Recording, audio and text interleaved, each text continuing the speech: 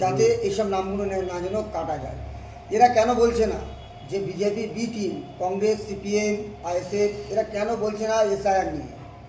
নিশ্চয়ই এরা বিজেপির বি টিম হয়ে বিজেপির কাছে মোটা অঙ্কের একটা নিয়ে টাকা নিয়ে এই প্রচারটা করছে।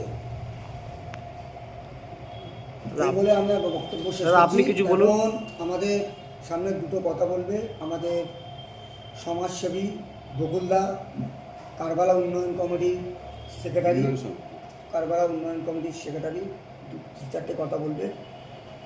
বলুন দাদা আপনি। আসসালামু আলাইকুম। প্রশ্ন হচ্ছে যে এখানে আমাদের মির্জাপুর বিধানসভায় যে প্রার্থী হয়েছে সেই ব্যাপারে কিছু আমার কাছে জানতে চাচ্ছে। তার আগে বলে দিই, আমাদের দেশ ভারতবর্ষ কীরকম পরিস্থিতি দিয়ে যাচ্ছে আমরা কিন্তু সকলেই জানি।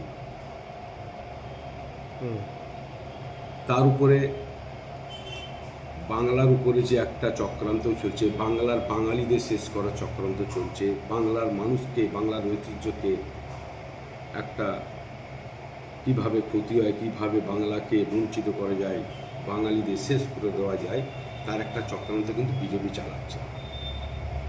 আমরা তাতে দেখছি যে আমাদের মধ্যে হিন্দু মুসলিমের যে ভাই ভাই সম্পর্ক, যে ভাই ভাই সম্পর্কটা নষ্ট করছে। কি বলছে বিজেপি? যে হিন্দুরা খাতরে মে। মা, এখানে ইংরেজ শাসন চলেছে প্রায় 300-400 বছর। ভুল হচ্ছে, ইংরেজ শাসন চলেছে 200 বছর। মুঘল সাম্রাজ্য ওরা এখানে রাজত্ব করেছে প্রায় 300-400 বছর। সেখানে কখনো কিন্তু হিন্দুদের ক্ষতি হয়নি। আজকের বিজেপি সরকার ওরা হিন্দুদের বলছে আমার হিন্দু দল, ওদের প্রধানমন্ত্রী, ওদের রাষ্ট্রপতি, ওদের হোম মিনিস্টার থেকে আরম্ভ করে ওদের যত দলীয় কার্যালয় সকলে আছে, থাকার পরে ওরা বলছে হিন্দু খাতরে মেয়ে।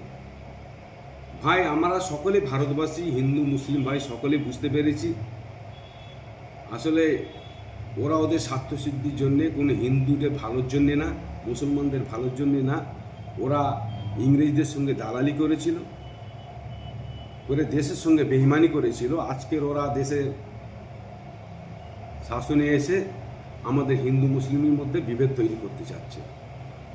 তার একটা উদাহরণ দেখে নিলেন, এই এসআইআর চলছে। এসআইআর মাধ্যমে কিন্তু কোনো মুসলিমদের খালি কিন্তু নাম বাদ যাচ্ছে না, আমার হিন্দু